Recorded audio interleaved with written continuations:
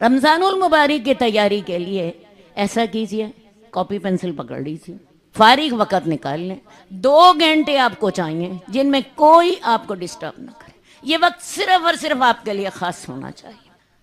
अपने मामलात देखिए, गौर कीजिए, मेरे मामलात कैसे हैं। मैं रमज़ान की तैयारी के लिए अपने दिल और अपने दिमाग को बिल्कुल साफ करना चाहती हूँ। सबसे पहले देखिए कि आपके मामलात अल्लाह के साथ कैसे हैं, आपकी नमाज कैसी जा रही है। आपको पता है नमाजें 5 फ़र्ज़ हैं। बहुत से लोग हैं जिनको अल्लाह ताला नमाज पढ़ने की तौफीक अता फरमाते हैं, लेकिन मेरे सामने अक्सर लोगों का मसला क्या होता है, आपा जी फजर की नमाज नहीं पढ़ी जाती।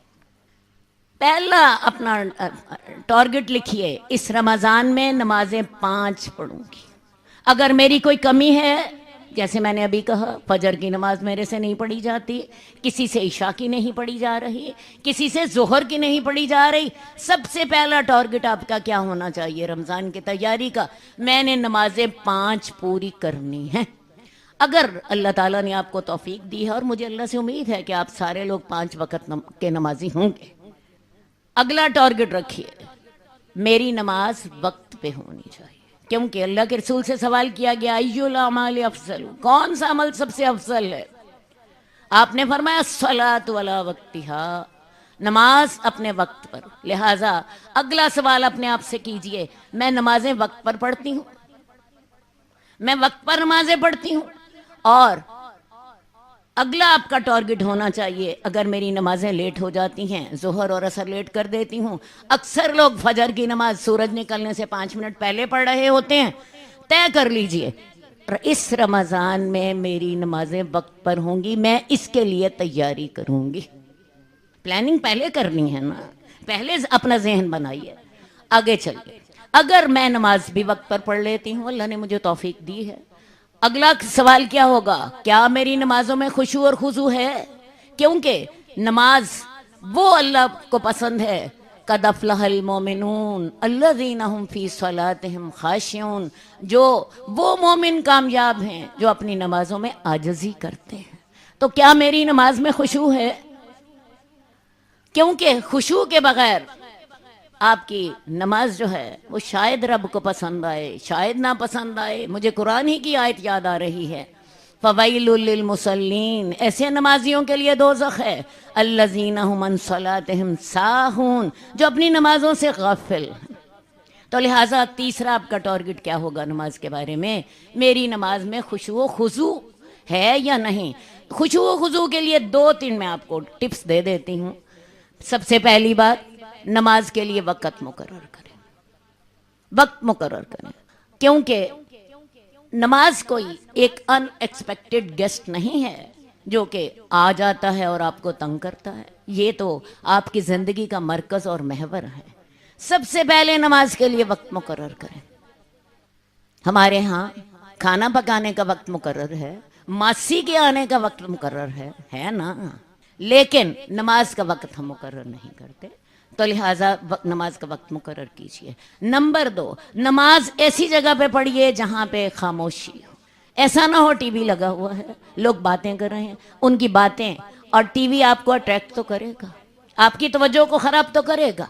आपने अपनी नमाज में अल्लाह से मुनाजात करनी है, अल्लाह की रहमत आप पर मुतवज्जो है, तो इसलिए पूरी तवज्जो किसकी तरफ होनी चाहिए, नमाज की तरफ हो जानी चाहिए। नमाज के लिए नमाज का तर्जुमा याद सीखिए, नमाज को के जो अल्फाज हैं तजवीद के साथ अदा कीजिए, अपने मखारिज दुरुस्त करें, इंशाअल्लाह आपकी तवज्जो नमाज की तरफ रहेगी। एक और टिप आपको छोटा सा बता के मैं आगे चलती हूँ। ये जो हम कुल हुवल्लाहु अहद सूरह इखलास हर रकत में पढ़ते हैं, इसको तब्दील कर दीजिए, सूरतें बदल बदल कर पढ़िए, बदल बदल कर सूरतें पढ़िए। क्योंकि हमारी ज़बान मैकेनिकली इनको अदा करती रहती है, दिमाग कहीं और पहुंचा होता। सूरतों को बदलिए और फिर सूरतों को नमाज अपनी को लंबा थोड़ा सा पढ़िए, किरात लंबी कीजिए। अल्लाह के रसूल सल्लल्लाहु अलैहि वसल्लम फजर की नमाज में 60 से लेके 100 आयात पढ़ा करते थे, ज़ोहर की नमाज में 30 आयात पढ़ते थे, असर की नमाज में उससे निस्फ, और मगरिब की नमाज में वत्तीन व जैतून जैसी सूरतें और इशा की नमाज में वशम्स व ज़ुहाहा जैसी सूरतें पढ़ा करते थे। सोचिए, हमने तो फजर की नमाज में भी कुल हो वल्लाहु अहद, नफल में भी कुल हो वल्लाहु अहद, असर में भी कुल हो वल्लाहु अहद। कुल हो वल्लाहु अहद की बहुत शान है, लेकिन मैं आपको बताऊं, ये जो एक यकसानियत है, ये आपकी नमाज का बाज़ औक़ात खुशू ख़त्म कर देती। ठीक है, नई सूरतें हिफ़्ज़ करें, उन सूरतों को नमाज में दोहराइए। आगे चलते हैं, ज़कात को देखिए। आपने अपने सारे पिछला जो आपका जितना वक़्त गुजरा, ज़कात अदा की है? अगर तो की है तो बहुत अच्छा, लेकिन बहुत से लोगों ने नहीं अदा की होती। उन्हें ये पता ही नहीं होता कि मेरे जेवर की ज़कात जो है वो मेरे ऊपर फ़र्ज थी। अगर किसी खातून के पास 7.5 तोले सोना है, आजकल सोने के रेट का आपको पता है, 60,000 रुपये तोला। 7.5 तोले सोना है और उसने इसके अलावा उसके पास 35,000 रुपये सालाना बचत थी, जिस पर 1 साल भी गुजरा था, तो उसको इन चीज़ों की ज़कात देनी है। हिसाब लगाइए पिछला। अगर आपने ज़कात दे दी है अल्हम्दुलिल्लाह, और अगर नहीं दी, हिसाब करें। मेरी जी 20,000 रुपये ज़कात रहती है, मेरी 50,000 रुपये ज़कात रहती है, उसके लिए अगले रमज़ान से कबल आपने उसको लाज़मन अदा करना है। उसकी किस्तें कर लीजिए, अल्लाह मियाँ से सौदा कर लें। अल्लाह ताला मैं हर महीने 5,000 रुपये अपनी पुरानी ज़कातों के हिसाब से देती रहूँगी, या 2,000 दे दूँगी, या 1,000 दे दूँगी, जैसा जैसा आपका मामला है। अपना मामला दुरुस्त कीजिए। और अगर आपका ज़कात का मामला दुरुस्त है तो फिर आगे चलिए। मेरा नफल सदक़े का क्या मामला है? नफल सदक़े के बारे में कुरान मजीद में आता है, लन तनालुल बिर्रा हत्ता तुनफ़िक़ू मिम्मा तुहिब्बून। तुम तब तक नेक नहीं हो सकते जब तक कि अपनी पसंदीदा चीज़ अल्लाह के रास्ते में खर्च ना करो। ये आयत जब उतनी, हज़रत तलहा जो थे अल्लाह के रसूल सल्लल्लाहु अलैहि वसल्लम के पास आए, कहने लगे, या रसूलल्लाह, ये मेरा बाग है, ये मेरा बेहतरीन सरमाया है, मैं इसको अल्लाह के रास्ते में देना चाहता हूँ। अल्लाह के रसूल ने फरमाया, बहुत खूब, ये वाकई बहुत अच्छा माल है। तो लिहाजा इन दोनों चीज़ों का हिसाब कर लीजिए। आगे चलते हैं, रमज़ान के रोज़े। मुझे पता है आप सारे लोग रमज़ान के रोज़े रखती हैं, लेकिन मुझे ये भी पता है कि रमज़ान के जो रोज़े छूट जाते हैं ख़वातीन के, वो अक्सर ख़वातीन ने उनकी क़ज़ा नहीं दी होती, क्योंकि मेरे से सवाल होते रहते हैं, आपा जी मैंने तो कभी वो 6 रोज़े तो रखे ही नहीं।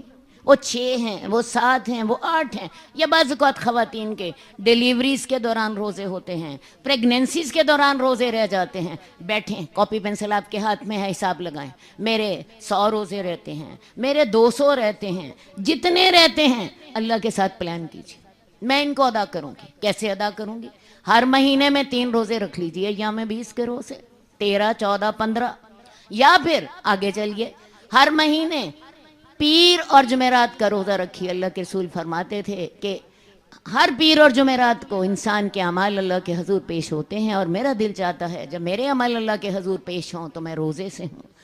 8 रोज़े महीने के बनते हैं, तय कर लीजिए, मैं महीने के 8 रोज़े रखूँगी, और फिर सुन्नत पर अमल करने का सवाब भी पाइए और अपनी क़ज़ा की भी अदा कीजिए। 96 रोज़े आपके ये बन जाएंगे। या फिर एक और आपको आसान हल बता देती हूँ, जो सर्दियों के महीने आ रहे हैं, दिसंबर, जनवरी, फरवरी, इनमें दिन बहुत छोटा, मौसम बहुत ठंडा होता है, रोज़ा बड़ा आसान होता है। प्लान कर लीजिए, मैं उन दिनों में अपने रोज़े रख लूँगी। और अगर आपको अल्लाह ना करे कोई ऐसी बीमारी है कि आप रोज़ा नहीं रख सकती, तो फिर शरीयत आपको फ़िदिया देने की भी सहूलत देती है। उस फ़िदिया को भी कैलकुलेट कर लीजिए। अपने एक रोज़ 2 वक़्त के खाने की कीमत, अंदाज़ा उसका कर लीजिए कि आपके खाने की कीमत कितनी है, और उसके बाद उसको कैलकुलेट करें। मेरे 20,000 बनते हैं, मेरे 30,000 बनते हैं, जैसे आपके रोज़े होंगे, जितने होंगे, उन सारों को कैलकुलेट करके प्लान करें। अगले रमज़ान से कबल या अल्लाह मैं सारे रोज़े रखूँगी, मेरी नीयत है, मेरा तेरे से वादा है, मेरी ये रमज़ान की तैयारी। आगे चलिए, हज का मामला। कुरान मजीद में सूरह आल इमरान 4 सिपारा آیت کے الفاظ ہیں وَلِلَّهِ عَلَى النَّاسِ حِجُّ الْبَيْتَ مَنِ اسْتَطَاعَ إِلَيْهِ سَبِيلًا، کہ جن لوگوں کو اللہ نے راستے کی استطاعت دی ہے ان کو چاہیے کہ اللہ کے گھر کا حج کرے۔ اب استطاعت سے کیا مراد ہے؟ جس شخص کے پاس، جس خاتون کے پاس 3 لاکھ روپیہ موجود ہے اس پہ حج فرض، وہ صحت مند ہے، اس کے ساتھ محرم ہے کہ جو ہے حج اس پہ لازم ہو چکا۔ اب 3 لاکھ سے کیا مراد ہے؟ سونا آج کل 60,000 روپے تولہ ہے۔ اس کا مطلب یہ ہے کہ جس کے پاس 5 یا 6 تولے سونا ہے اس پہ حج فرض ہے، اور مجھے پتا ہے یہ جتنے لوگ جہاں پہ بیٹھے ہیں لازماً ہر ایک پہ حج فرض ہوگا۔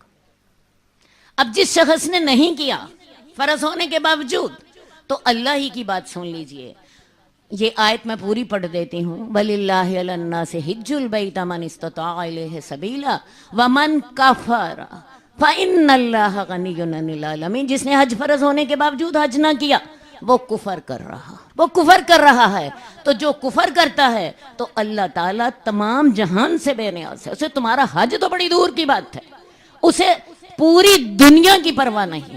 بہت سخت ڈانٹ اللہ تعالیٰ نے دی اور ہمیں بتا دیا کہ جو حج فرض ہونے کے باوجود حج نہیں کرتا وہ کفر کر رہا ہے، اور اللہ کو تمہارے اعمال کی قطعاً ضرورت نہیں ہے۔ ضرورت کس کو ہے بھائی؟